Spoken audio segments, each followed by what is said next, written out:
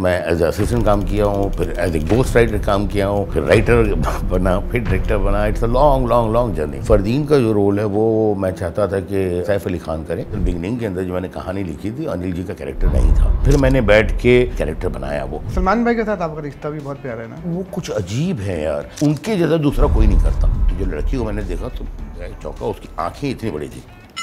जब आदमी एक्टिंग ठीक नहीं करता ना तो मेरा कैमरा थोड़ा दूर होता जाता है। एक ये एक्शन थ्रिलर मैंने बनाया था, तो ये फिल्म रिलीज नहीं हो पाई किसी वजह से, फाइनेंशियल क्राइसिस व्हाटएवर। तुम जो है कुछ काम क्यों नहीं कर रहे हो? तो मैंने बोला यार काम तो मैं करता रहूंगा, लेकिन इस इंसान के साथ बैठना और सीखना ये शायद मौका मुझे कभी नहीं मिलेगा। तो अगर आज की तारीख में अगर आप मुझे बोलें मुझे नो एंट्री या वेलकम ही बनानी है तो शायद मैं बहुत अलग तरीके से बनाऊंगा। नवाज भाई ने उस तरह की फिल्में भी की, मतलब वो जितना भी काम था उनका ऐसे ही हम देखते रहे यार कितना अच्छा है।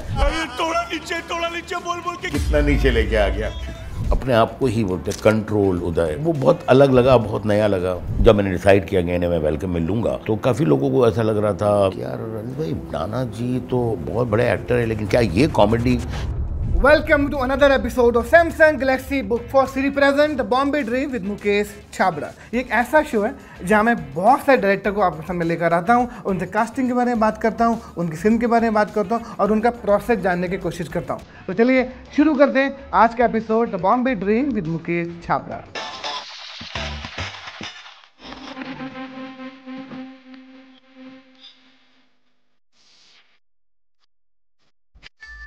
आज जो डायरेक्टर आपके सामने मैं लेकर आया हूँ वो एक ऐसे डायरेक्टर है जिन्होंने हमारा बचपन, हमारा कॉलेज, सबको इतना एंटरटेन किया हम सब लोगों को मिल के। अगर आपको नो एंट्री याद हो या वेलकम याद हो, भूल भुलैया 2 याद हो और आने वाली भूल भुलैया 3, ये सब उन्होंने बनाई है और हमको इतना एंटरटेन किया है कि उनके एंटरटेनमेंट के बगैर शायद बॉलीवुड अधूरा है। तो चलिए वेलकम करते हैं अनीत बादमी सर का। अनिल भाई थैंक यू वेरी मच। आपने इतना बड़ा शूट के छोटे से शूट के लिए हाँ करने के लिए थैंक यू वेरी मच। नहीं मतलब आप, मैं ऐसा आपको बोलता नहीं हूँ, लेकिन क्योंकि आपको मिलता हूँ ऑफिस में तो मैं फटाफट मीटिंग करके चले जाता हूँ, आप भी बिजी होते हो, लेकिन एक्चुअल में आपसे पहली बार 1 घंटा बात हो गया, ऐसा मुझे लग रहा है। बिल्कुल सही बात है। मैं आप जब भी आपसे टुकड़े टुकड़े में बात करता हूँ ना, मैं जो भी एक्टर आपको दिखाता हूँ बोलता है मेरे साथ ये मेरे साथ था उसमें, इतने सारे लोगों के साथ आपने काम किया, ये मेरे साथ था, मेरे साथ था। आपके खुद का बचपन और वो जर्नी क्या है किसी को नहीं मालूम, मुझे जानना यार बिल्कुल सिंपल सी रही है। मतलब मैं बॉम्बे में काफ़ी वो जो जगहें हैं टाउन में, सारी टाउन में हर जगह मैं रहा हूँ, और उजरा मोहल्ला, टेमकर मोहल्ला, जामनी मोहल्ला, नल बाज़ार, इस एरिया में मेरा सारा बचपन गुजरा। और वहाँ से फिर मैंने काफ़ी और जगहें, मालवनी, विले पार्ले, डीएन नगर, ऐसे काफ़ी चेंज किए घर। और फिर फाइनली पूरा बम्बई आपको पता है? या एवरीथिंग, क्योंकि मतलब बहुत जगह शिफ्ट किया है मैंने, बहुत लोगों से मिला हूँ। तो आपने start as assistant, as intern, as कहाँ से शुरुआत करी थी? नहीं, स्टार्ट तो मेरा बहुत छोटा सा था, जूनियर आर्टिस्ट के तौर पे, और उसके बाद फिर मैं साउंड में चला गया था, 1-2 फिल्मों में छोटा मोटा कुछ काम भी किया था, फिर मैं एडिटिंग में चला गया था, फिर मैं आर्ट डिपार्टमेंट में था। तो मैंने काफ़ी, कोई डिपार्टमेंट छोड़ा नहीं आपने? हाँ, काफ़ी काम मुझे करने पड़े। एंड चलिए उसका फ़ायदा थोड़ा ये हुआ है कि अब जाकर पता लगता है कि भाई वो बेवजह नहीं था, कुछ ना कुछ एक्सपीरियंस हर जगह से मिला है। तो आज मैं जब फिल्में बनाता हूँ तो वो जो सारे काम मैंने किए हैं आर्ट डिपार्टमेंट में, एडिटिंग में, साउंड में, वो सारे काम आते हैं। और उसके बाद then I was assistant with Raj Kapoor साहब and so many other directors. I think 10-12 director के साथ मैं एज असिस्टेंट काम किया हूँ, फिर एज ए गोस्ट राइटर काम किया हूँ, फिर राइटर बना, फिर डायरेक्टर बना। It's a long long long journey. पर आपने राज कपूर साहब के साथ काम किया है, मतलब इमेजिन करो कि जिनके साथ दुनिया मतलब सब सपने देखते हैं, आपने उनके साथ लिटरली असिस्ट किया है। या हमको भी अभी भी सपना लगता है कि 4 साल साथ में काम करने के बाद भी जब उनके साथ बैठते थे तो ऐसा लगता था कि यार ये इतना लंबा सपना कैसे हो गया जो 4 साल चल रहा है, पर उनके साथ काम करना ड्रीम ही था। और फिर राइटिंग में बैक टू बैक आपने फिर फिल्में लिखना शुरू कर? जी, मैंने बाद में काफ़ी फिल्में लिखी मैंने। आपकी शुरू की 2-3 खुद की फेवरेट कौन सी फिल्म है? 2-3 में बहुत कम हो जाएगा, इसलिए कि मैं जब गिनाना शुरू करता हूँ तो मुझे लगता है ये भी फेवरेट है, ये भी फेवरेट है। नहीं, मेरी पहली ही फिल्म जो मैंने लिखी थी स्वर्ग, राजेश खन्ना, गोविंदा साहब, राजेश खन्ना साहब, गोविंदा और जो ये लोग थे, और अच्छी खूबसूरत फिल्म थी, डेविड की फिल्म थी, डेविड धवन की फर्स्ट पिक्चर, बहुत बड़ी हिट हुई थी वो फिल्म, बहुत बड़ी पिक्चर। उसके बाद मैंने एक फिल्म लिखी थी प्रतिबंध, फिर मैंने लिखी थी आँखें, बोल रहा था बोल, शोला और शबनम, राजा बाबू, दीवाना मस्ताना, आई डोंट रिमेंबर, लेकिन ये सारी फिल्में जो है मेरे बड़े दिल के करीब है। एंड बहुत गोविंदा के साथ आपकी फिल्में, गोविंदा के साथ मैंने करीबन 7-8-10 फिल्में लिखी होंगी। आई थिंक आप डेविड धवन ये सब जोड़ी उस जी, वक्त जी, बहुत जी, सारी जी, फिल्में आपने जी। बैक टू बैक लेके आता। पर आपने जो खुद पहली पिक्चर बनाई थी वो कैसे सेटअप हुआ पूरा फिल्म पहला? यार मतलब मेरे एक दोस्त हैं स्वीटी, यहीं पे रहते हैं, शबनम कपूर जो हैं उनके, तो उन्होंने बोला कि डायरेक्ट करना है। दोस्ती थी मेरी, बहुत मिलता जुलता था, तो I was not very serious कि मुझे करना है, इसलिए कि बहुत अच्छा काम मेरा चल रहा है राइटिंग का। और मेरे सारे जो दोस्त हैं डायरेक्टर्स, उन्होंने भी कहा हुआ था कि नहीं सर, डायरेक्टर्स तो बहुत है, राइटर्स बहुत कम हैं, एंड क्यों आप अब ये सब करना चाहते हो। उसके अलावा मेरे एक दो दोस्त जो थे वो बहुत प्यार भी करते थे, उन्होंने मुझे एक लंबी चौड़ी लिस्ट भी दी थी। तो मैंने बोला किस चीज़ की ये लिस्ट है? बोले ये वो 135 राइटर्स हैं जो डायरेक्टर बने और उनका पूरा कैरियर ख़त्म हो गया। तो मैंने जब पढ़ा तो उसमें बड़े मशहूर बड़े बड़े नाम थे जिन्होंने बहुत ही शानदार फिल्में लिखी थी।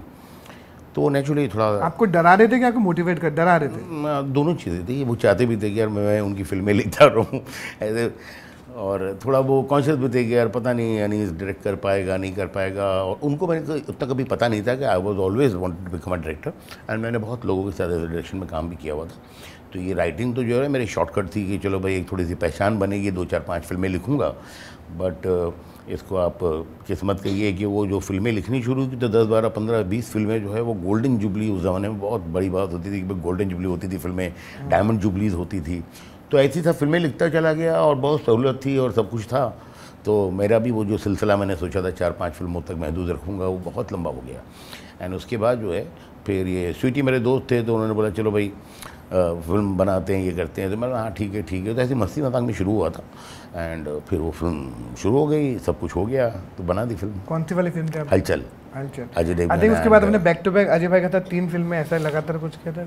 हाँ, मैंने काफ़ी फिल्में उनकी तरह की। उसके बाद मैंने प्यार तो होना ही था बनाई थी, एंड फिर वो मैंने बनाई थी दीवानगी। तो प्यार तो होना था एक तरह से आप कह सकते हैं कि अजय की फर्स्ट रोमांटिक फिल्म थी जिसमें पूरा, और उसके अलावा फिर अजय ने कभी भी मतलब ग्रे कैरेक्टर्स में ज़्यादा काम नहीं किया था। तो वो पहली फिल्म थी दीवानगी जिसमें स्प्लिट पर्सनैलिटी का रोल था उनका। तो मैंने 3-4 फिल्में बनाई अजय के साथ। उसके बाद फिर आपने हमेशा, फिर तो आप रुके ही नहीं उसके बैक टू बैक। अभी शायद कितना फिल्में हो गया आपको? मेरे 40 से ऊपर हो गया पूरा, मतलब राइटिंग एंड डायरेक्शन तो मोर देन बहुत 50 मोर देन 50 इमेजिन करो। अनिल भाई, हमारे कॉलेज दुनिया सबका मतलब जिसने नो एंट्री नहीं देखी, I don't think so he deserve to be in Bollywood और इवन वाचिंग ऐसा, क्योंकि हर आदमी को और आपने जैसा काम अनिल कपूर से, फरदीन खान से, और जैसा आपने वेलकम में नाना पाटेकर से काम करा, ये सब कैसे आइडियाज आते हैं?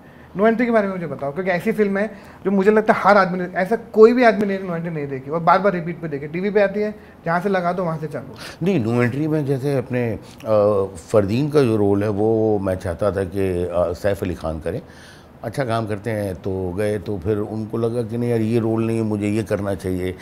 तो मतलब किशन का रोल, एंड अनिल जी वो कि यार मुझे बस पिक्चर ये अच्छी बननी चाहिए।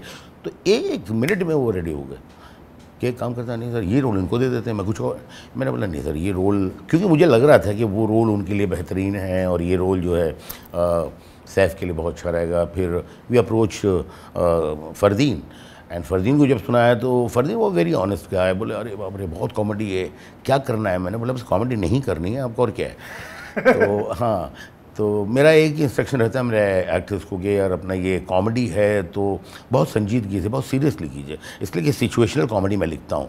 मुझे वो कोई बाल खींच रहा है, किसी को चाटे पड़ रहे हैं, यहाँ से गिर रहा है, पड़ रहा है, मुंह बना रहा है, उस तरह की कॉमेडी बहुत बचकाना लगती है।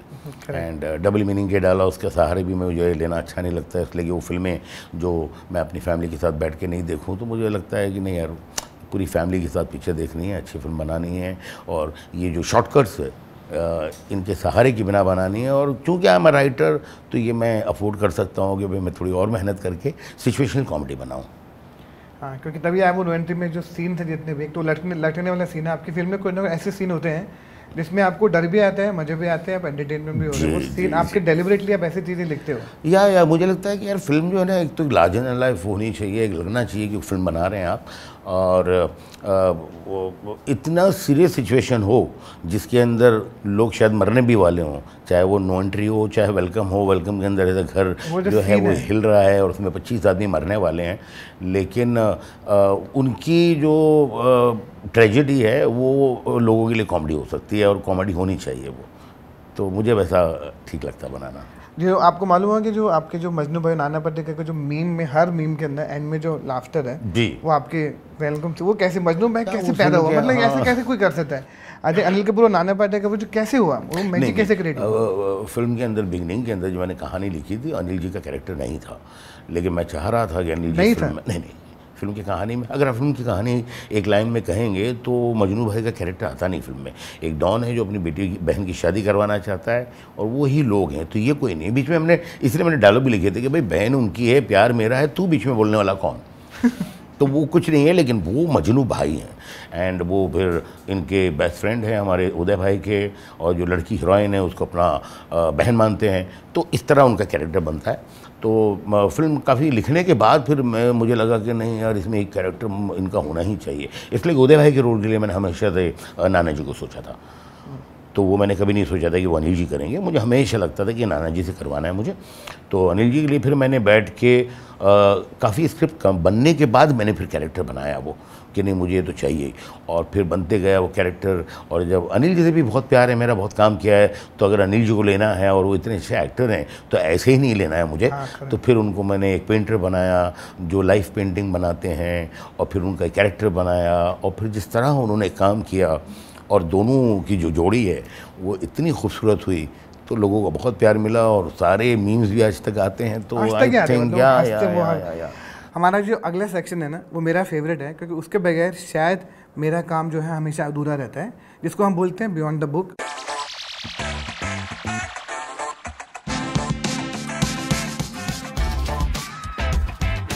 मैं आपको बहुत सारे इंटरेस्टिंग ऑडिशन दिखाऊंगा और मैं यहाँ प्ले करूँगा गैलेक्सी बुक फॉर सीरीज में, और आप सेकंड स्क्रीन पे वहाँ पे देख सकते हैं। तो चलिए शुरू करते हैं हमारा अगला सेगमेंट बियॉन्ड द बुक। अच्छा, ओह माय गॉड, ये बच्चा गोकुल मोटा है ना, इसलिए उसके लिए कोई चेयर नहीं करता। दोस्त है ना। भूल भुलैया 2 में इस बच्चे ने इतना प्यारा काम किया था, और जब आपने मुझे इसकी ये ऑडिशन दिखाया था तो मुझे इंस्टेंटली लगा था कि यार ये कमाल है बच्चा। और आपको बताऊं, इस बच्चे से जब शूटिंग की इतना प्यार हो गया, उसके बाद आज तक मेरी बातें होती रहती हैं।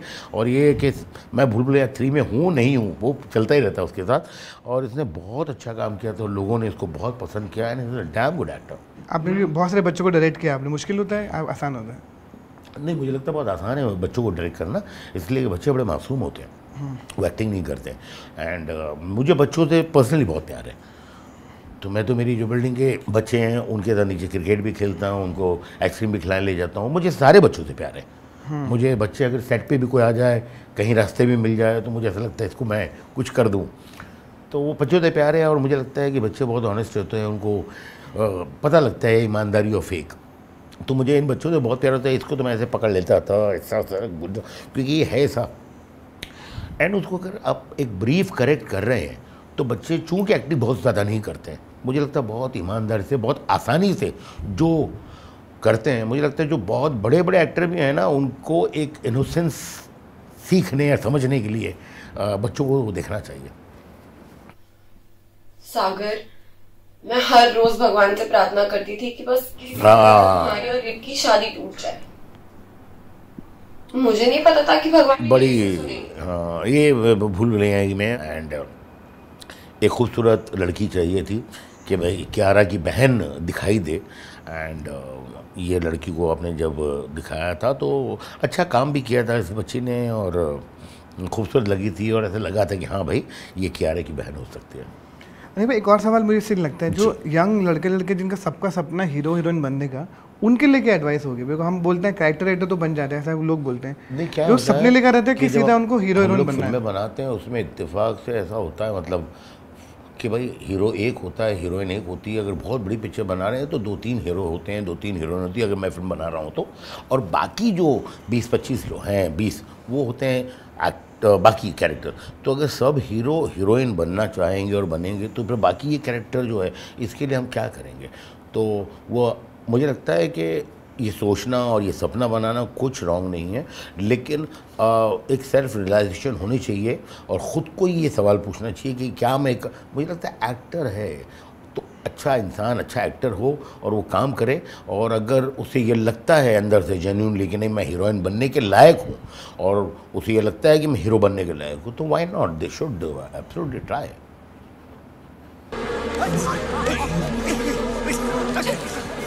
सीन के बारे में आपसे बात करना है मुझे।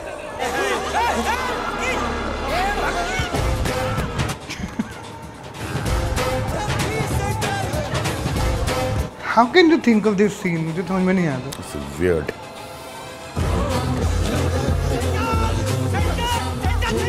क्या सीन था ये तो, बाप रे। इसे शूट करना भी बहुत मुश्किल था, बट शूट किया था। ये इंडोर जो हमने फिल्म सिटी में किया था, और आउटडोर जो किया था ये अपना लोनावाला में किया था। तो वो जो सेट था वो 45 डिग्री ऐसा पूरा होता था, ताकि क्या एक्टर्स के साथ साथ सारी प्रॉपर्टी भी गिर सके। पहले मैंने कुछ और कोशिश की थी, थोड़ा मैंने बोला शॉर्ट स्वीट करेंगे, वो हो नहीं पाया। बट इतने सारे एक्टर, मेरे को लगता है 20-25 लोग अंदर हैं इसमें, और उस सबका एक टाइमिंग में गिरना और सब करना, तो इस पे बहुत सेट पे बहुत डिस्कशन भी हुए थे सारे कि जब मैंने घर को एक छोटे से लकड़ी पे लगाया था, तो सब यही कह रहे थे यार लॉजिकली तो ठीक नहीं लगता है, इतना बड़ा घर एक लकड़ी पे कैसे होगा, इसमें कम से कम 4, 6, 8, 10 तो लगाइए। लेकिन मुझे लगता था कि नहीं यार ये करेक्ट है, इसलिए कि ठीक है लॉजिक अपनी जगह है लेकिन फ़न इसमें है। तो फिर मैंने सबसे सुनी बातें, अच्छा तो आपके हिसाब से कितने लगनी चाहिए? 4। अच्छा आपके हिसाब से सर 10। अच्छा ठीक है। मैंने बोला नहीं सर ये एक ही लगाऊंगा मैं। तो कई मरतबा जो है ना एक गट फीलिंग होता है। फॉर एग्जांपल मैं आपको बताऊँ कि जब मैंने प्रोडक्शन वालों को कहा कि भाई कल शूटिंग है, और अनिल कपूर साहब जो हैं हमारे फिल्म के पेंटर हैं बहुत ख़राब वाले, मजनू भाई, तो उनके लिए एक पेंटिंग मंगाना, और एक मत मंगाना यार मुझे अच्छी लगे, 4-6 मंगाना। तो उन्होंने तो खैर 10 मंगाई थी, बट वो 10 की 10 बहुत अच्छी थी। तो मुझे लगा यार ये बहुत अच्छी है, ये मजनू भाई बना नहीं सकते, और इसमें कुछ हंसी भी नहीं आती है। और इत्तेफाक से मेरे लिए मतलब खुशकिस्मती थी कि 1-1.5 घंटा था शूटिंग पे, तो मैंने बोला अच्छा मंगाओ कैनवस यार, तो बोले आप बनाएंगे? अच्छा मैंने उसके पहले ज़िंदगी में ब्रश को हाथ भी नहीं लगाया था, मैं कोई पेंटर नहीं हूँ, बट मैंने कुछ कोशिश की कि घोड़ा वोड़ा बनाया मैंने, वो फेमस घोड़ा तो बन गया। हाँ, अब मैंने बोला यार इसमें घोड़ा तो अच्छा है, हंसी नहीं आ रही उतनी, और ये लग रहा है कि, तो मैंने बोला चलो इसके ऊपर एक और मैं घोड़ा बनाता हूँ। तो घोड़ा बनाने की कोशिश की लेकिन वो बिगड़ गया मेरे से। तो मैंने फिर बोला क्या करें, तो थोड़ा दांत वाँत ऐसे वैसे करके एक आँख बनाकर, तो कुछ बकरी नुमा, मतलब आप कह सकते गधा है कुछ है ऐसा कुछ बना है। लेकिन वो देखकर मुझे चेहरे पे मुस्कुराहट ज़रूर आई थी। खैर सबने बोला नहीं सर बहुत ख़राब है, लेकिन जब भी वो बोल रहे थे ना जो भी, वो देखने के साथ अरे क्या पढ़ना है, तो एक वो था। एंड मुझे लग रहा था कि नहीं, तो मैंने फिर बोला नहीं सर यही रहेगा। तो सबका ये था कि अरे सर इतना वो भी अच्छा है ये भी अच्छा। मैंने बोला नहीं अच्छी नहीं चाहिए, ख़राब चाहिए हमको पेंटिंग। तो वो एक पेंटिंग बनाई थी। तो मुझे लगता है कि वो एक्सप्लेन करना बहुत मुश्किल है कि एग्जैक्टली उस टाइम आप फैसला जब करते हैं कोई चीज़ का, ये बहुत जिम्मेदारी का भी काम है, इसलिए कि एक बार जो ये छप गया तो वो सारी ज़िंदगी उस फिल्म में रहेगा। करेक्ट। तो सम टाइम बहुत जो अच्छी चीज़ है वो नहीं करने से भी अच्छा होता है। तो ये है, पर वो उतनी अवेयर रहना भी तो बहुत ज़रूरी है। अभी मैं मतलब मुझे लगता है कि डायरेक्टर को हर चीज़ होना चाहिए। He should be from director to the spot by any काम। जो फिल्म की शूटिंग कर रहे हैं आप, उसमें जो अच्छा हो सकता है फिल्म के लिए, ये नहीं कि भाई अपने पेंटर नहीं हो तो अब ज़िंदगी में अब डिपेंड है कि क्या करें। कोशिश की है, बनाया। तो मैंने ऐसे बहुत सारे काम किए हैं कि भाई 11 मतलब मैं डिपेंड नहीं रहना चाहता हूँ कि भाई ये होगा तो ही, मैं इम्प्रोवाइज़ करके कुछ करके तो अभी वो घोड़े पे मैंने बना दिया वो गधा। तो फिर उसके लिए डायलॉग भी मैंने वहाँ, वरना डायलॉग नहीं बनता मुझसे, तो वो सेट पे मैंने डायलॉग लिखा है कि जब एक जानवर दूसरे जानवर को बोझ उठा सकता है, इतना प्यार कर सकता है, तो ये इंसानों में से कहाँ प्यार। तो उसमें कुछ फिलॉसफी भी आ गई, कुछ कॉमेडी भी आ गई। एक और सीन दिखाता हूँ आपको। मैं लेके आता हूँ दोनों को ऊपर और नीचे और नीचे। मतलब आपके सामने रिएक्शन चाहिए था मुझे, आपका खुद का भी, इसलिए नहीं यार ये वियर्ड सीन है सब। ये 3 लोग जो है उनकी ज़िंदगी खतरे में है और हंसी आ रही है, बिकॉज देखो डायलॉग कैसे उसमें थोड़ा नीचे बोल बोल के कितना नीचे लेके आ गया। इसका बस चलेगा तो हमको ऊपर ले जाएगा। तो ये सीन मैंने किया था फुकेट में, और बहुत मज़ा आया था। ये 3 दिन की शूटिंग थी हमारी, और ये सीन लिखा हुआ नहीं था। तो ये भी नहीं लिखा हुआ था? नहीं, तो ये नहीं लिखा हुआ था। वेलकम का जो क्लाइमैक्स है वो नहीं लिखा हुआ था। तो काफ़ी चीज़ें, जो घोड़े वाला सीन है वेलकम में, वो नहीं लिखा हुआ था। तो वो होटल से एक जहन में चीज़ें थी कि ऐसा होगा ऐसा होगा ऐसा होगा, लेकिन जब भी लिखने की कोशिश की अरे यार चलो कल लिखूंगा। राइटर बेसिकली बहुत काहिल भी होता है, और वो काहिल होने की वजह उसकी ये होती है कि एक ये ऐसा जॉब है कि एक टनल में आप जा रहे हैं और बिल्कुल अंधेरा है, और टनल का दूसरे सिरे पे क्या होना है वो आपको पता नहीं है। तो मुझे लगता है कि for any one two enter in that dark tunnel it's very difficult work. तो वो बहुत मुश्किल काम है, मुझे लगता है बहुत मुश्किल काम है लिखना। तो राइटर जो है आज का काम कल पे छोड़ता है, कल का काम परसों पे छोड़ता है, और जब खुद आप डायरेक्टर हैं और जिम्मेदारी नहीं है किसी को देने की, तो लगता नहीं कर लेंगे यार, कर लेंगे। तो ये सीन में बहुत तकलीफ़ हुई थी मुझे, इसलिए कि मैंने रात को बैठ के ये सीन लिखा था। कल सुबह शूटिंग थी और रात को कुछ 12, साढ़े 12, 1 बजे, क्योंकि 11-1 बजे मेरी शूटिंग ख़त्म हुई, फिर आके मैंने खाना ना खाया, फिर मैंने लिखना शुरू किया। तो ये सीन मैंने तब लिखा था। क्या मतलब लारा दत्ता भी आउटस्टैंडिंग, मतलब एवरीवन, लारा दत्ता, बिपाशा, अनिल कपूर, सलमान खान, फरदीन, फिरोज़ खान, इस फिल्म के अंदर सारे जो कैरेक्टर है वो बिल्कुल कमाल कैरेक्टर थे। सलमान भाई के साथ आपका रिश्ता भी बहुत प्यारा है ना? बहुत प्यारा, बहुत मज़ा आता है उनके साथ। और हमने अभी काफ़ी वक्त से बीच में काम भी नहीं किया, लेकिन मुलाकात होती रहती है। वही प्यार, वही मोहब्बत, वही उनके साथ तो हमेशा वो, उनके साथ रिश्ते जो है वो बदलते नहीं हैं।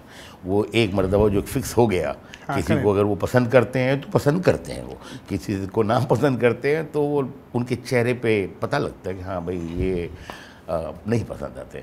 तो है वो प्यार मोहब्बत है उनसे मेरा, वो हमेशा रहेगा यार। He is a special person, मतलब बहुत ही खूबसूरत इंसान भी है। उनका कॉमेडी टाइमिंग जो है ना वो बहुत ही निराला है, मुझे लगता है उनके जैसा दूसरा कोई नहीं करता।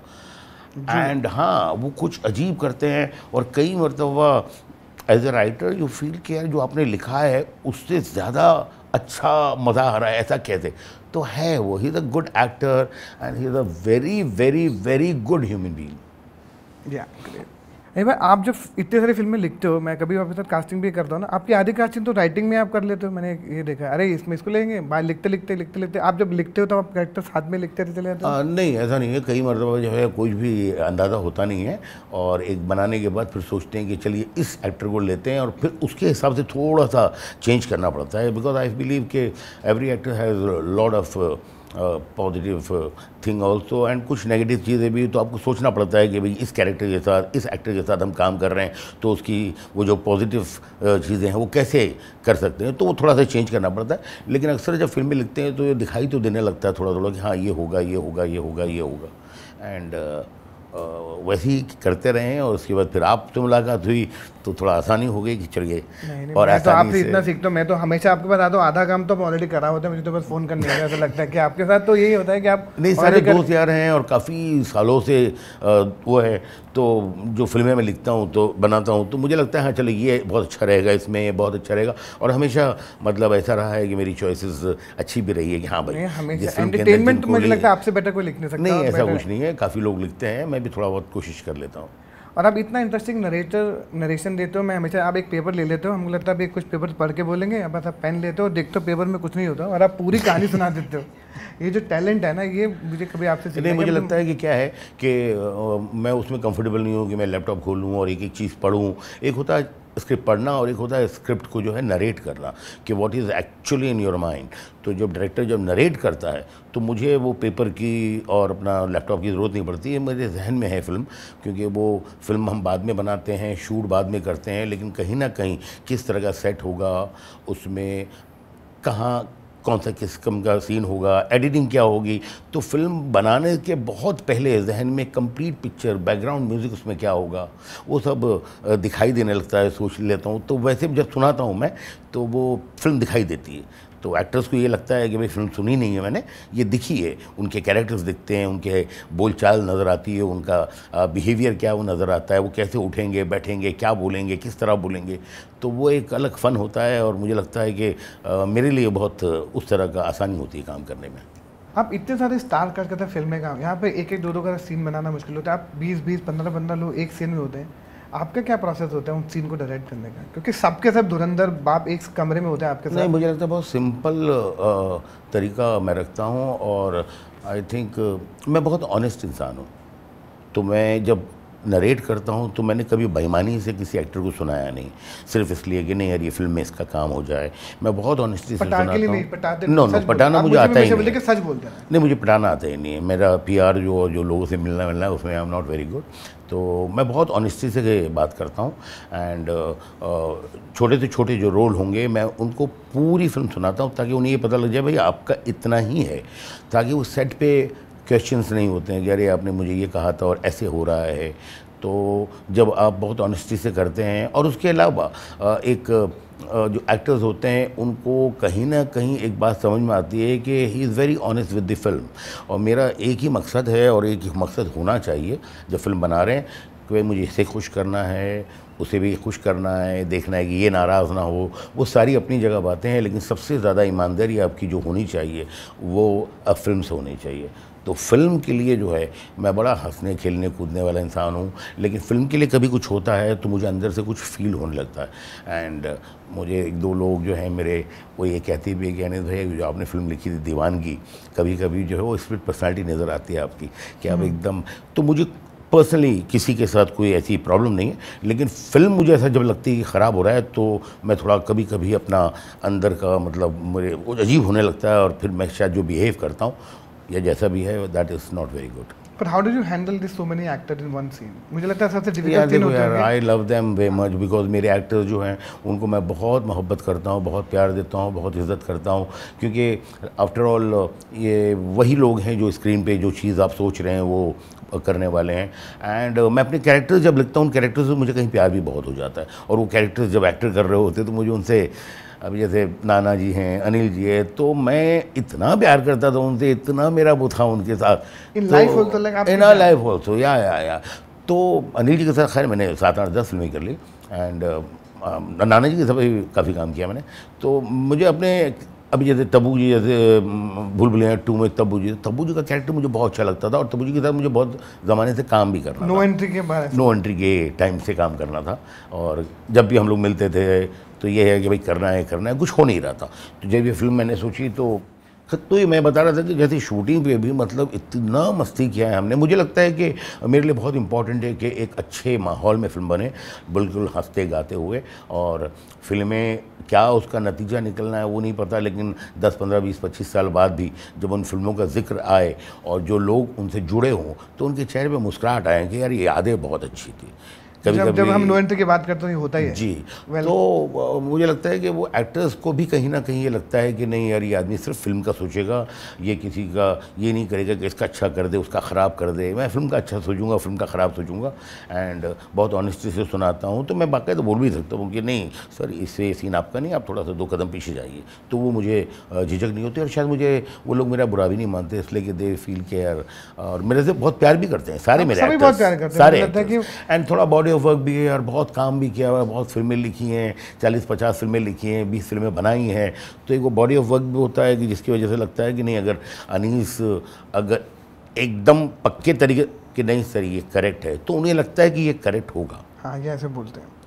आपके लिए हर सपोर्टिंग एक्टर भी बहुत इंपॉर्टेंट होता है ना, एवरी सिंगल जो स्क्रीन पे आ रहा है। हाँ। चाहे वो छोटा सा एक्टर हो, छोटा सा रोल हो, एक शॉट हो उसका, और आप सब देखते हो ना आपके बारे में। हम लोगों ने अभी एक फिल्म बनाई थी तो उसमें मैंने असिस्टेंट को कहा कि भाई एक काम करो, दीवानगी में एक नौकरानी जो थी तो 10-12-15 लड़कियाँ थी। मैंने बोला एक अच्छी लड़की को तुम रख लेना, तो एक क्लोजअप उसका लेना है कि वो एंटर होगी और वो बहुत शौक है कि उसकी मालकिन को बहुत मार पड़ी है, तो वो शौक चाहिए था। तो मेरा असिस्टेंट था तो उन्होंने इशरत ने जो है वो एक लड़की रोक लिया और मैं सीन कर रहा था 8 बजे तक सब सीन वीन करता रहा, जहाँ तनास को अजय मारता वारता बहुत, और 9 बजे पैकअप होना था। तो मैं बोला चलो एक ही क्लोजअप है, ख़त्म हो जाएगा। वो लड़की को बुलाया मैंने, तो जो लड़की को मैंने देखा तो मैं चौंका, उसकी आँखें इतनी बड़ी थी।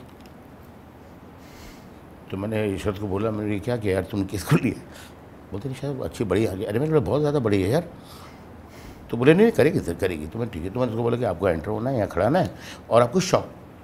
तो उसकी आँखें इतनी बड़ी थी, मतलब पहली थी, तो अब उसके बाद और बड़ी की। तो it was looking so funny ना, तो मतलब सब हंसने लगे। तो फिर मैंने सबको चुप कराया। अब वो शॉट जो 3 घंटे में हुआ है मेरा। तो जब मैंने उसको बोला कि एक काम करो यार, आपकी आंखें जो है बहुत अच्छी है लेकिन थोड़ी बड़ी है, तो आप थोड़ी छोटी करके एंटर हुई ताकि ऐसे आंखें खुले। बोले ठीक है। तो जैसी फ्रेम में एंटर हुई तो वैसे कुछ एंटर हुई। तो वो इतना मतलब तो फिर वो धीरे धीरे मैं कैमरा दूर से करता गया। तो जब आदमी एक्टिंग ठीक नहीं करता ना तो मेरा कैमरा थोड़ा दूर होता जाता है कि हाँ यार ये बहुत ज़्यादा पास। क्लोजअप मुझे लगता है दुनिया का सबसे बेहतरीन शॉट है अगर एक्टर उसमें परफॉर्म कर रहा हो तो, और यही क्लोजअप दुनिया का सबसे वर्स्ट शॉट बन सकता है अगर वो परफॉर्म नहीं कर रहा है तो जहाँ परफॉर्मेंस मुझे लगती है 19-20 किसी वजह से, तो मेरा कैमरा थोड़ा सा, क्योंकि यार फिक्स तो मैं करता नहीं हूँ कि ये क्लोजअप होगा तो ये क्लोजअप ही होगा, कहीं रूल्स रेगुलेशन मैं मानता हूँ नहीं। तो कोई क्लोजअप हो सकता है, उसके बाद बहुत एक्सट्रीम लॉन्ग शॉट हो सकता है एक डायलॉग, तो मैं वैसे करता हूँ। अरे भाई, do you give lot of liberty to actor on improvisation कि नहीं? और देखिए मैं उन एक्टर्स को लिबर्टी ज़रूर देता हूँ जो मुझे लगता है कि राइटिंग थोड़ी बहुत जानते हैं, फिल्म को बहुत ख़राब नहीं करेंगे, अच्छी करेंगे, क्योंकि ये बहुत डेंजरस वर्ड है इम्प्रोवाइजेशन। हाँ। हालांकि मैं बहुत करता हूँ। जैसे मुझे बड़ा नफरत है एक्टर बोलते हैं sir I am very good with improvisation, मुझे लगता है कि यार ये कोई टेक्निक नहीं है, ये तो फिल्म के हिसाब से होनी चाहिए। नहीं, मुझे लगता है कि जो फिल्म का जो एक सीन है उसके अंदर रहते हुए उसको कैसे और बेहतरीन बनाया जा सकता है, उसे इम्प्रोवाइजेशन कहते हैं। अगर वो ख़राब हो रहा है तो उसको पता नहीं क्या कहते हैं, लेकिन वो तो मैं नहीं होने देता हूँ। एंड मैं खुद भी बहुत इम्प्रोवाइज़ करता हूँ, इसलिए कि जब मैं सेट पे होता हूँ उस माहौल में कैरेक्टर्स जो हैं मेरे उस कॉस्ट्यूम में होते हैं तो मुझे कुछ फील होने लगता है कि यार ऐसा मैं बहुत प्रिपरेशन करता ही हूँ नहीं, आज तक नहीं किया मैंने कि भाई पहला शॉट ये होगा, दूसरा ये होगा, चारवा ये होगा, इतने क्लोजअप होंगे, ऐसे कभी मैंने किया नहीं। मैं तो सीन भी अपने हाथ में नहीं रखता हूँ, और शुरू से ऐसे आप शुरू से from the very beginning till now. और मैंने कभी अपने सीन भी हाथ में नहीं रखे। अगर सीन मैंने रात को लिखा है या पढ़ा है तो मुझे याद है कि क्या सीन है और कैसे होगा। उस सेट पर आकर फिर मुझे लगता है कि मुझे ऐसे करना चाहिए।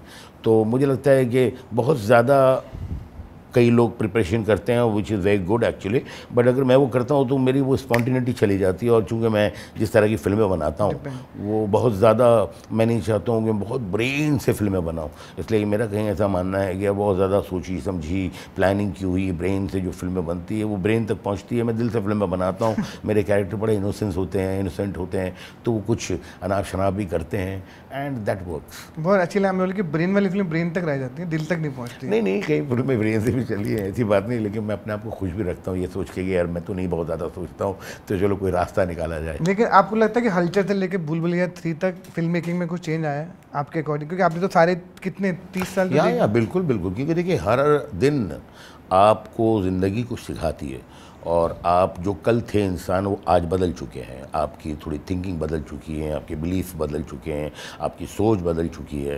तो अगर आज की तारीख में अगर आप मुझे बोलें कि भाई मुझे नो एंट्री या वेलकम ही बनानी है तो शायद मैं बहुत अलग तरीके से बनाऊंगा। अब वो एक बहस का मौजू हो सकता है कि भाई वो उतनी अच्छी होगी कि नहीं होगी, लेकिन मुझे पर्सनली लगता है कि अगर आज मैं फिल्म वो बनाऊँ तो शायद उससे बेहतर बना सकता हूँ। नीरज भाई, आप जैसे जिस तरह की फिल्म आप लिखते हो, हम सबको एंटरटेन करते हो हमेशा, जैसे आपके साथ बात करते कॉन्स्टेंटली स्माइल रहता है। मैं भी ये जो यंग राइटर जिनको हमेशा बात करते हैं उनके लिए क्या एडवाइस आपकी तरफ से होगा एज अ राइटर कि यार ये चीज़ें उनको सोचनी चाहिए, दिमाग में रखनी चाहिए, जो भी ये शो देखेंगे आपके लिए, उनके लिए क्या एडवाइस है राइटर्स के लिए, यंग जो लोग देख रहे हैं जो आना चाहते हैं तो राइटर? मुझे लगता है कि मतलब बजाय 5, 7, 8, 10 स्क्रिप्ट पे काम करने के, उन 10 स्क्रिप्टों में आप ये देख लीजिए कि आपको कौन सी फिल्म बहुत ज़्यादा एक्साइट कर रही है। ये फिक्र छोड़ दीजिए कि ये चल रहा है ये नहीं चल रहा है, उस तरह की फिल्में बनानी चाहिए, इस तरह की फिल्में बनानी चाहिए, उस कैलकुलेशन के बजाय बिल्कुल सच्चे दिल से आपको उन जो 10 थॉट है आपके उसमें जो बहुत एक्साइट आपको कर रहा है, जो आपको बहुत अच्छा लग रहा है, आप उस पर एक फिल्म पे अच्छा वक्त लगाइए, बजाय 10 पे थोड़ा थोड़ा वक्त लगा रहे हैं। उस एक स्क्रिप्ट पे वक्त लगाइए, उसको लिखिए, उसका एक ड्राफ्ट बनाइए, अपने कुछ जो नज़दीकी लोग हैं उनको सुनाइए और उनसे ये मत पूछिए कि क्या लग रहा है आपको, उनके एक्सप्रेशन से, उनके हंसने से, उनके रोने से अंदाज़ा खुद लगाइए। इसलिए कि लोग जब अपना नए लोगों को प्रोत्साहित करना चाहते हैं तो कुछ बोलते भी नहीं, अच्छा है, बहुत अच्छा है, बट उन चीज़ों पे बिलीव मत कीजिए। आप उनके एक्सप्रेशन पे बिलीव कीजिए, अपनी गट फीलिंग पे बिलीव कीजिए और आप खुद एनालाइज करने की कोशिश कीजिए कि जो आपने कॉमेडी सीन लिखा है क्या आपको उसमें हंसी आ रही है, क्या आपने जो इमोशनल सीन लिखा है क्या उसमें आपकी आंखों में आंसू आ रहे हैं। मुझे लगता है सेल्फ रियलाइजेशन जो है वो सबसे बेस्ट है। बाकी अपने जो करीबी दोस्त हैं और जो सच्चे दोस्त हैं, जो थोड़ा कड़वा बोल सकते हैं, उनको ज़रूर साथ में रखिए, क्योंकि अच्छे बोलने तो सभी हैं, यस बॉस बनने तो बहुत ही हैं। या यस लोगों से थोड़ा सा मतलब दूर तो नहीं रह सकते, लेकिन आपको ये पता होना चाहिए कि ये यस मैन है और वो आपको अंदाज़ा होना चाहिए। और जो थोड़ा कड़वा बोल सकते हैं, आपके अपने लोग हैं, उनको बहुत प्यार कीजिए आप। आपने अक्षय भाई, सलमान भाई, नाना पाटेकर, अनिल कपूर सबके साथ काम किया, दिदेवगन, सब कोई ऐसा स्टार है जिसके साथ आपने काम नहीं किया? नहीं, सबके साथ काम किया तकरीबन। जो एक दो और हैं उनके साथ भी कर लेंगे काम, बचे हैं जो। सबके साथ आपने कर लिया। आप क्या चेंज दिखता है आज के यंग स्टार और अभी जो पहले इतने, आपके अंदर कुछ चेंज दिखता है ऐसा कुछ? नहीं, मुझे लग रहा है कि नहीं यार, पहले के जो लोग हैं वो तो खैर बहुत ही स्पेशल हैं, लेकिन आज भी जो है वो टैलेंटेड लोग हैं और बहुत मेहनत करते हैं। बहुत जो मेजर डिफरेंस है वो ये है कि शायद आज के जो लोग हैं उन्हें समझने के लिए पूरी स्क्रिप्ट की ज़रूरत पड़ती है। हाँ। कि भाई बाइंड स्क्रिप्ट हो तो शायद उनको थोड़ा विश्वास आता है कि हाँ ये है। जहाँ तक अजय, सलमान भाई, अक्षय और ये नाना जी, अनिल कपूर, ये इस तरह के लोग हैं कि ये बहुत ऐसे उनको मतलब मैंने कई फिल्में मिलते थे याद, 5-5, 7-7, 10-10 मिनट में मुश्किल से एक आइडिया बताया होगा एंड उन्होंने बोला हाँ बहुत अच्छा है। एंड उनको एक ये विश्वास भी था कि यार अनीस जो है अपने लिए भी मेहनत तो करेगा ही, तो वो एक वो विश्वास है और उनकी अपनी एक समझ है। तो मैंने जैसे सिंह इज किंग की कहानी फ़ोन पे सुनाई थी अक्षय जी को। Akshay ji was in I think US, तो मैं बहुत एक्साइटेड था जब मैंने रात को पूरा काम किया एंड वो बोले कि यार मैं तो US में। मैं बोला यार कभी आओगे? बोले क्या है? तो मैंने बोला एक अच्छी कहानी मैंने सोची है आपके लिए, तो सुना दो। मैंने बोला फ़ोन पे? हाँ। बोले वैसे भी आप कौन सा मुझे 2 घंटे नरेट करने वाले हो। तो मैंने फिर एक 3-4 मिनट कहानी सुनाई कि ऐसा ऐसा ऐसा है and he was very excited. बोले कि हाँ सर, तो मई में शुरू कराई फिल्म ऐसा। और उसके बाद इत्तेफाक से वो इतने बिजी रहे कि उनको काफ़ी काम कर रहे थे, तो मिलने का हमें मौका ही नहीं मिला। और डायरेक्ट फिर हम लोग मिले हैं मतलब ऑस्ट्रेलिया में सेट पर एंड फिर मैंने उनको कहानी सुनाई। ये आपका ट्रस्ट और विश्वास है जो शायद आप ये ट्रस्ट है क्योंकि एक फिल्म मैंने उनके साथ की थी वेलकम, एंड मुझे बहुत प्यार भी करते हैं वो, मेरे से बड़ा इज्जत भी करते हैं मेरी। एंड वो अक्सर कहती भी है कि नहीं से जो 1 रुपया आप ले रहे हो उसमें से मुझे लगता है 70 पैसे राइटिंग के हैं और 30 पैसे आपके डायरेक्शन के हैं। क्या बात है। हाँ, वो अब वो शायद आपने अभी चेंज, अभी थोड़ा डिफरेंट लगता है कि अभी ये सब स्क्रिप्ट मांगते हैं पूरा, क्योंकि आपका तो राइटिंग। हाँ, मैं दे भी देता हूँ इसलिए कि मैं खुद भी जो है ना अभी नहीं चाहता हूँ, क्योंकि कई मतलब क्या हुआ है फिल्मों में कि जब सीन नहीं है और शूट करना है, फॉर एग्जांपल इंटरवल का सीन ऑफ दीवानगी, तो वो उस वक्त मैं 3-4-5 फिल्में लिख भी रहा था। और मैंने कभी भी काम को बेईमानी से नहीं किया कि भाई मेरा काम है मैं पहले करूँगा बाद में। तो मुझे कुछ सीन्स भिजवाने थे जो मैं फिल्में लिख रहा था, तो मैंने वो सीन सबको भिजवाया और कुछ रात का 4:30, 5-6 बज गया। तो मैंने बोला यार अब लिखा नहीं जा रहा है, कल सुबह लिखूँगा मैं। और फिर सुबह 9 बजे शूटिंग थी और वो सीन बहुत इंपॉर्टेंट था, तो अक्षय भी आ गया हुआ था एंड अजय भी था और उर्मिला सब। तो आई वॉज वेरी टेंस कि यार पूरी शूटिंग है और सीन लिखा नहीं है मैंने। तो फिर मैंने एक लाइट लगाने के लिए शॉर्ट वॉट दिया और जाके मेकअप रूम में बैठ के सीन लिखा। तो उस दिन मुझे लगा कि नहीं यार ये ज़्यादा टेंशन है, थोड़ा सा प्रिपरेशन होना चाहिए, और वो सीन फिर मैंने उसी वक्त लिखा। लेकिन एक खूबी ये रही कि वो सीन जिस तरह मैंने लिखा उस वक्त वो कुछ अजीब था। वो शायद अगर मैं बहुत पहले लिखा होता तो उस तरह का नहीं लिख पाता। और फिर वो जो सीन लिखा तो आई थिंक दीवानगी का one of the highlight scene जो था दैट वाज इंटरवल, जहाँ पर अजय जो है वो स्प्लिट पर्सनैलिटी का शिकार नहीं है और वो दोनों लहजों में बात करता है, दोनों किरदारों के हिसाब से बात करता है। वाह अनिल भाई, जब पहले तो मैं आपको किस्सा बताऊँ, शायद आपको याद नहीं होगा कि मैं ना ऐसे वासीपुर करा बहुत सारे फिल्म के, तो मैं ना आपको पहले बार मिलने आया था थैंक यू के लिए, आपको याद भी नहीं होगा। तो UTV की फिल्म थी, मुझे बोला कि अनिल भाई से मिल लो, और मैं पूरा तैयार व्यार होकर अपने लैपटॉप पर लेके गया। आप मुझे लगा आप नरेशन दोगे, आप मुझे 3.5 मिनट के लिए मिले, हमने कहानी सुना दी, बोलो ओके जा। एंड मैं नीचे आया, मैंने बोला यहाँ मैं ऐसी फिल्में करता था, मुझे 4-5 घंटे, तो मेरे आपने 3 मिनट बोला ये है करके आजा। मुझे आज तक नहीं याद, वो 3.5 के नरेशन मुझे इतने अच्छे से याद थे कि मैं 3.5 मिनट में हमने ख़त्म कर दिया। आपने मेरा नाम पूछा, हाँ क्या करता है, अच्छा कास्टिंग करता है, ठीक है ठीक है। तब शायद आप कभी कास्टिंग वाले के साथ कभी आपका किसी इंटरेक्शन ऐसा मुझे लगता है हुआ नहीं था। नहीं, इसके पहले यार देखिए, आपके पहले तो कास्टिंग हम लोग ही किया करते थे। हाँ। इसलिए कि हमारे एक जहन में रहता था कि भाई ये हीरो, ये हीरोइन, ये और जो बाकी कैरेक्टर्स होते थे वो हमारे दोस्त यार ही होते थे। हाँ। या वो होते थे जो ऐसा लगता था कि यार इसको बहुत दिन हो गए आए हुए, बहुत बिल मिला है, तो यार ये रोल इसे देना चाहिए। तो फिर वो देखना पड़ता है कि उस रोल के लायक है कि नहीं, अगर नहीं लायक है तो उसको फिर थोड़ा हम लायक बनाते भी थे। मतलब कुछ अपने लोगों के लिए ही हम लोग ने ऐसे ही किया। उसके बाद जब आपसे मुलाकात हुई और इस तरह, तो फिर ये लगा कि नहीं यार एक स्पेशल जॉब है ये, और ये हमारी बहुत परेशानियों को दूर भी कर देता है, इसलिए कि इतने लोगों से मिलते थे, इतने लोगों से मिलना पड़ता था और बातें करनी पड़ती थी, तो कहीं ना कहीं आपका काम भी जो है थोड़ा सफ़र तो होता था, because you are meeting with people. तो आपको उसको मतलब कितना कम 10 मिनट तो देंगे, मिलकर भाई बात करेंगे, तो वो एक टाइम भी बहुत वो होता था। और फिर वो जो सिलेक्शन थी वही हमारे गिने चुने 10, 15, 20 जान पहचान के लोग हैं, उसी में होता था। तो अब एक ये है कि भाई एक ऑडिशन होता है, आपने 50 लोगों की ऑडिशन लिए, उसमें जो आपको 10 बहुत अच्छे लगे वो आपने लिए हैं, उसके बाद फिर हमने शॉर्ट आउट किया है, फिर वो 5 में से 1 लिया है, तो वो काम बेहतरीन होता है, अच्छा होता है। और मैंने आपकी बात नोट करी, आप खुद ही देखते हो, खुद ही नोट बनाते रहते हो, खुद ही इतना इंटरेस्टिंगली फिर आप तनुज के साथ बैठते हो, ये आप ऐसा पूरा मुझे पर्सनली लगता है कि जो काम आप खुद कर सकते हैं ना, वो दूसरे को मत दीजिए।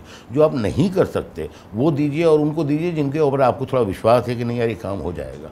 आप एक्टर को कैसे चुनते हो? मतलब मैं आपको जब एक सेकंड में, आप हाउ डू यू जज के आपने इतने एक्टर्स को देखा जो नया टैलेंट होता है, आप उनमें ऐसी क्या खास बात देखते हो कि आपको एक सेकंड में समझ में आता है कि अच्छा एक्टर है? How do you see actor? यार एक सेकंड में नहीं समझ में आता, कभी कभी लगता है कि ये करेक्ट होगा। अभी जैसे एक फिल्म के अंदर में एक एक्टर थे, उन्होंने कहा कि नहीं इस रोल के लिए जो है ये लड़के को बुलाते, ये बहुत कमाल एक्टर है, और जो बोल रहे हैं वो एक्टर भी खुद बहुत बड़े हैं। तो मुझे लगा कि इतने अच्छे एक्टर अगर दूसरे एक्टर की तारीफ़ कर रहे हैं तो यार वो अच्छा ही होगा। तो उनको बुला लिया गया आउटडोर में, एंड हम शूटिंग कर रहे थे बाहर। जब उन्होंने पहला शॉट किया तो मुझे लगा नहीं ये नहीं कर पाएगा, तो फिर मैंने कोई और सीन शूट किया, और फिर मैंने उनसे कहा कि ये तो अच्छे नहीं है। अरे बोले हाँ पता नहीं क्या हो गया इसको यार, तो ऐसा सब चला। फिर वहीं शूटिंग भी करनी थी, बहुत बड़ा शेड्यूल था, और वो वीज़ा प्रॉब्लम और ये प्रॉब्लम, तो फिर वहीं पे एक लड़का मुझे यूनिट के अंदर ही दिखा, और मुझे लगा ये बहुत अच्छा करेगा, और उसको करवाया, और लोगों को बहुत पसंद आया वो। आप नए एक्टर में क्या देखते हो, क्या एडवाइस देते हो? नया टैलेंट जो आज के बॉम्बे में आ रहा है, इतने सालों से आ रहा है, लेकिन अभी एक प्रोसेस है। मेरे को लगता है कि एक्टिंग ना करें, वो सबसे इम्पॉर्टेंट है। कि भाई जहाँ मुझे लगता है कि बहुत ज़्यादा, मुझे कई एक्टर्स मैंने देखे हैं जो ज़्यादा एक्टिंग करते हैं, तो मुझे ज़्यादा एक्टिंग से बहुत डर भी लगता है, और मुझे थोड़ा जो नॉन परफॉर्म करते हैं ना, उनसे मतलब उनसे काम करवाना बड़ा मुश्किल हो जाता है, मुझे ऐसा लगता है। क्योंकि एक्टर जो है वो रियल करे, अच्छी तरह से करे, और मुझे नहीं लगता है कि बहुत कोई मुश्किल चीज़ है।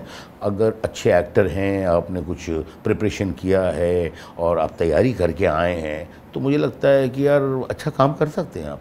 नहीं, ये बहुत बड़ा डिबेट चलता है जब भी मैं कास्टिंग करता हूँ ना, कि कमर्शियल एक्टर है या आर्ट एक्टर है, वो डिफरेंस आपकी नज़र में क्या आता है? आपने सब लेवल के साथ, आपने नाना पाटेकर के साथ ऐसी ऐसी फिल्में करी हैं फुल, लेकिन अब मुझे समझ में आता है एक्टर एक्टर होता है, ये कमर्शियल आर्ट का आप इस एक्टिंग को कैसे देखते हो? नहीं, मैं ऐसे नहीं देखता हूँ। मुझे लगता है कि भाई ये कैरेक्टर है, और इसके लिए ये एक्टर बहुत अच्छा लग रहा है, वेदर वो कमर्शियल फिल्मों में काम किया हो, वेदर उसने आर्ट टाइप की फिल्मों में काम किया हो।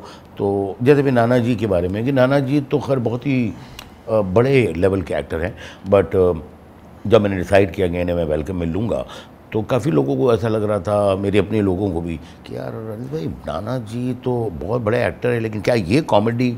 मैंने बोला यार वो बहुत बड़े एक्टर है शुरू में।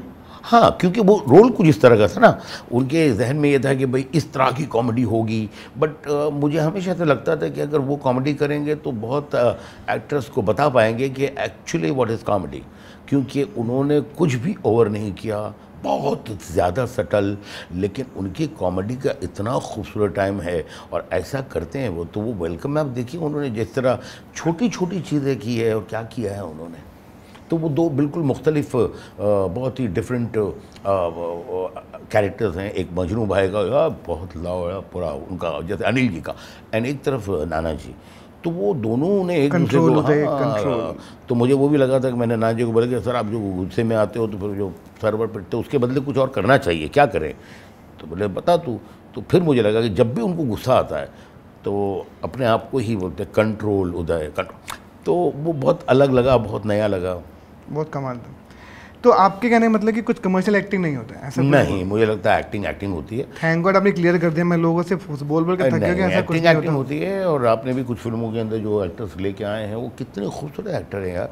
और आज जैसे नवाज़ भाई ने उस तरह की फिल्में भी की, और जो कमर्शियल फिल्में की उसमें कुछ मतलब इतने खूबसूरत, इतने अच्छे लगे हैं वो।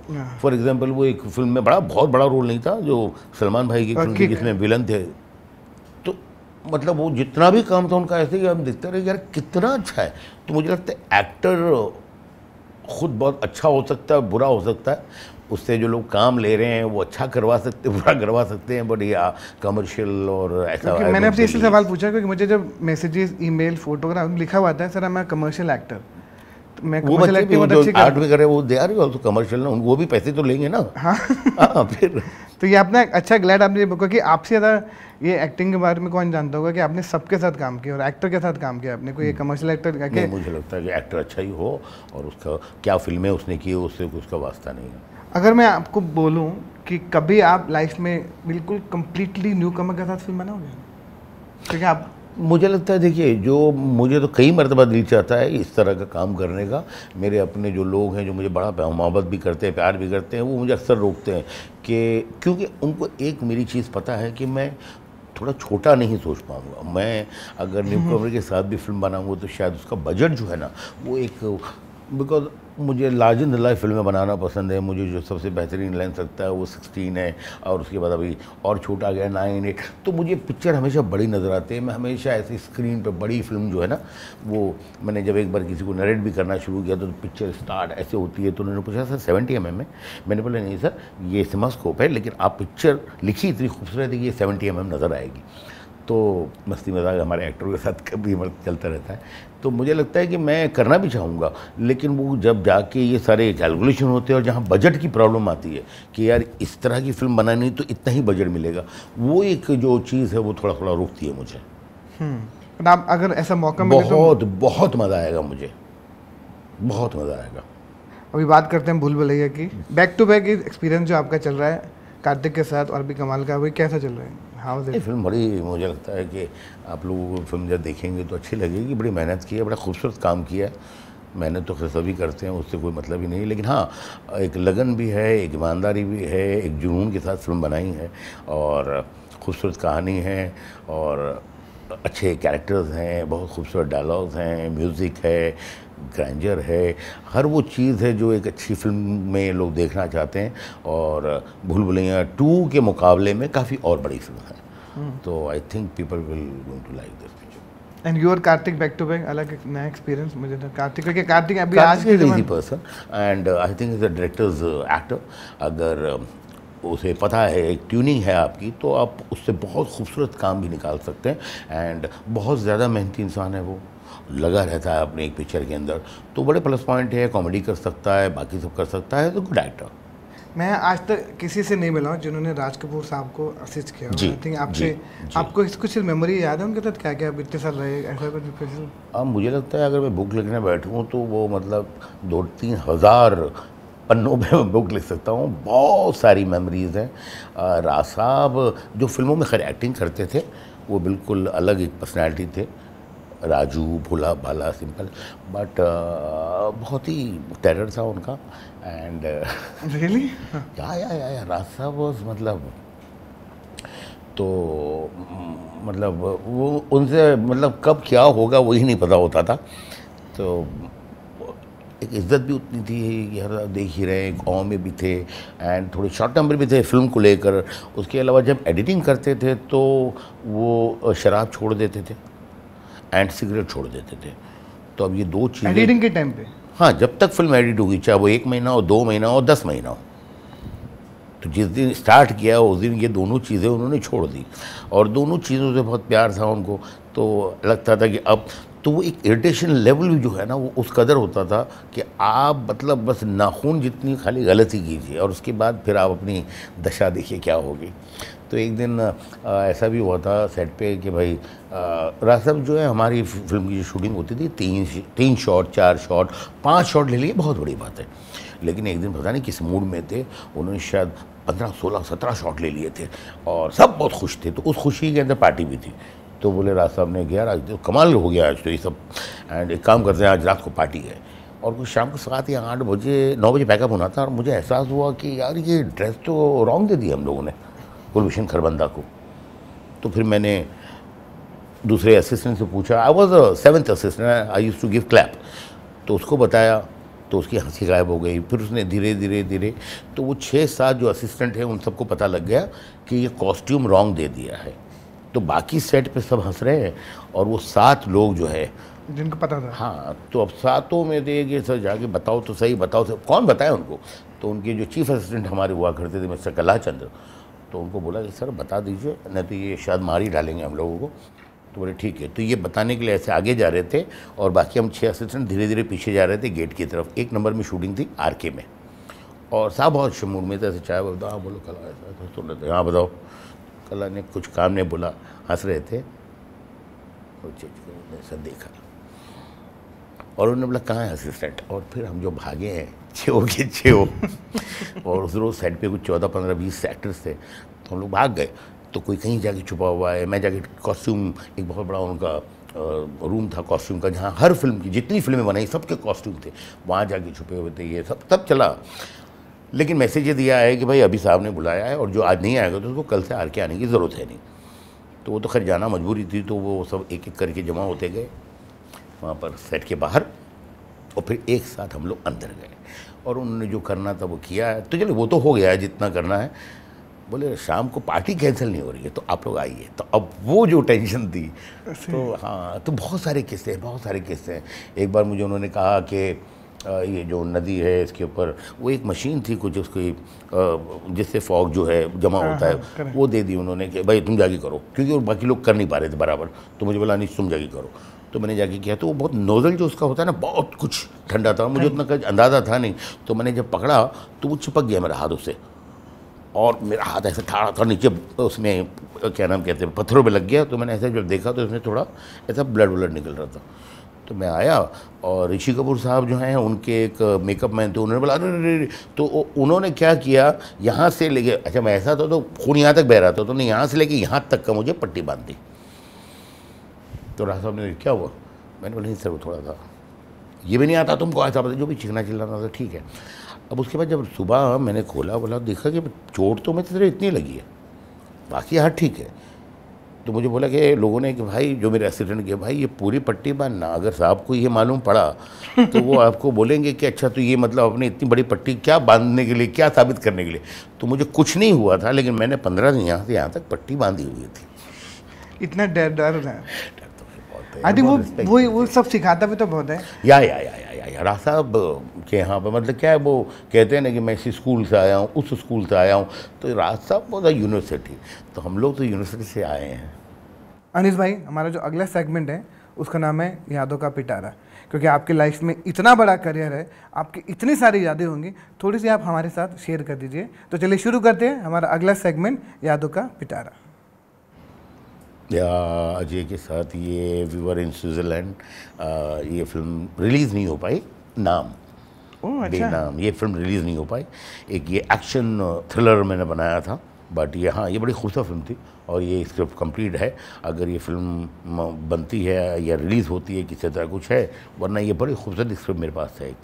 करेक्ट। आपको याद है स्वर्ग, डेविड, राजेश खन्ना साहब, मैं, ये वो वक्त था जब मैं राजेश खन्ना साहब को मैंने सुनाई थी पिक्चर, और वो 1.5 साल मैंने और कोई काम नहीं किया था।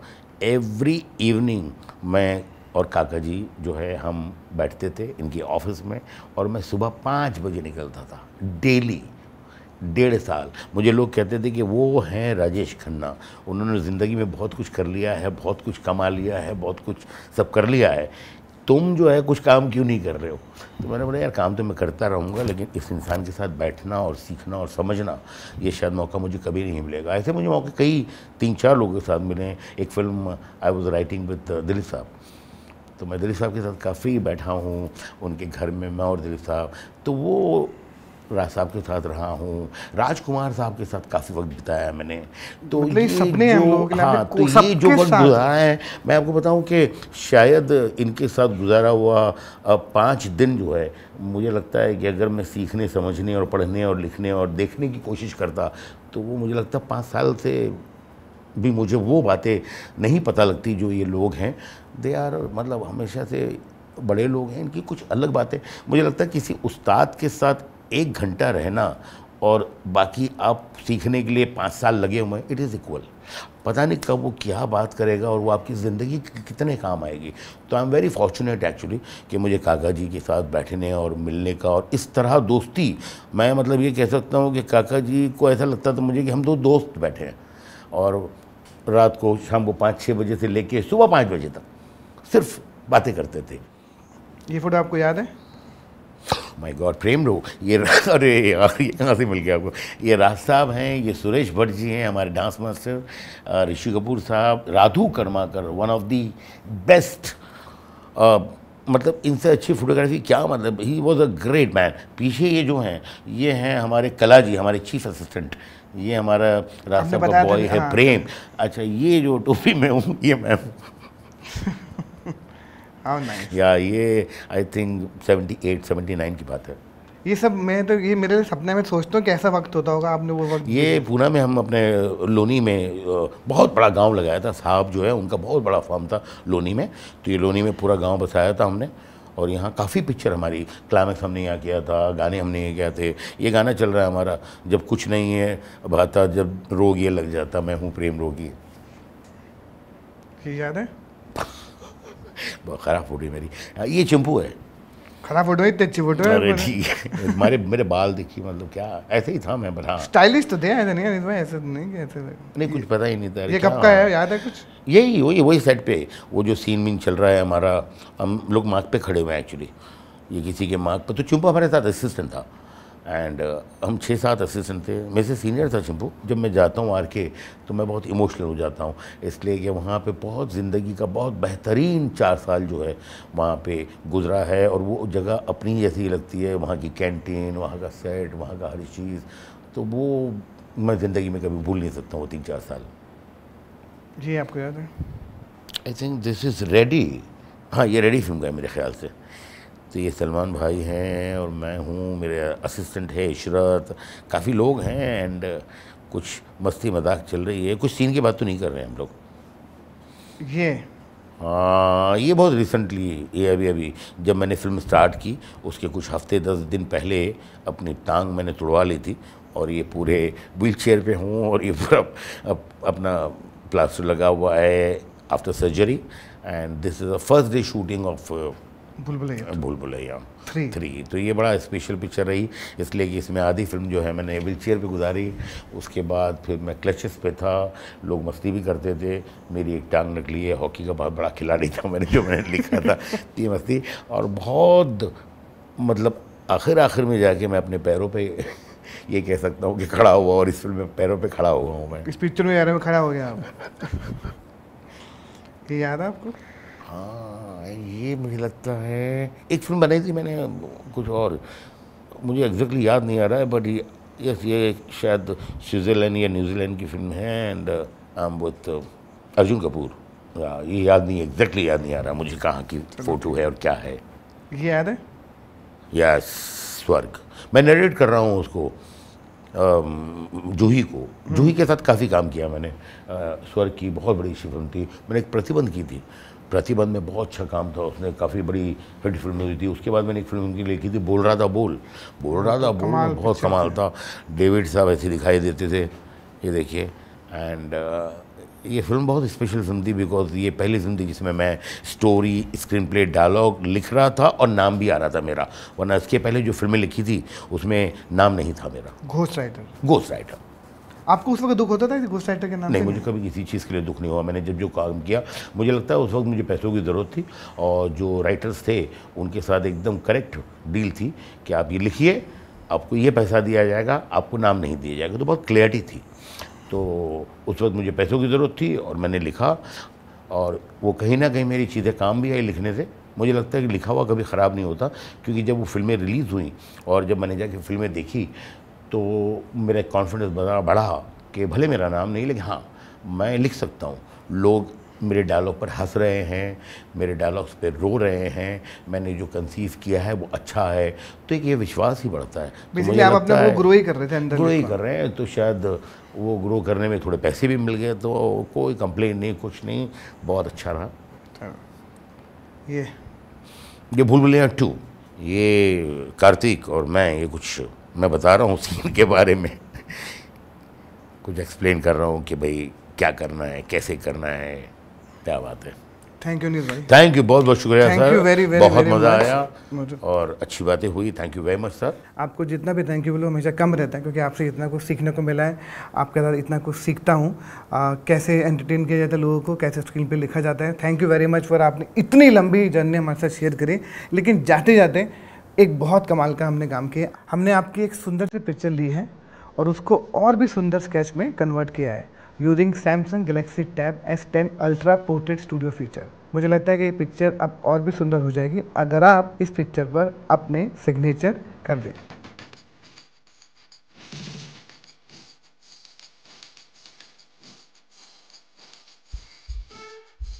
मेमोरी के लिए बस आपके साथ एक पिक्चर ले लेता हूँ। जी बिल्कुल।